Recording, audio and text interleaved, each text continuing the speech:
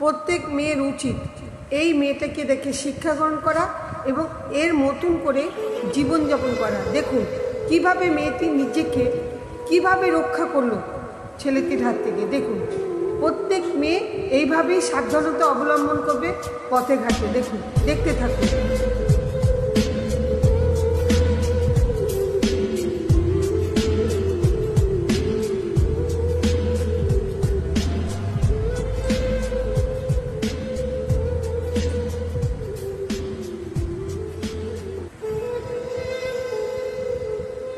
আপনারা এই ভিডিওটাকে প্রচুর পরিমাণে শেয়ার করে দেবেন, যাতে প্রত্যেকটা মেয়ে তার নিজে রক্ষা নিজে করতে পারে। দেখুন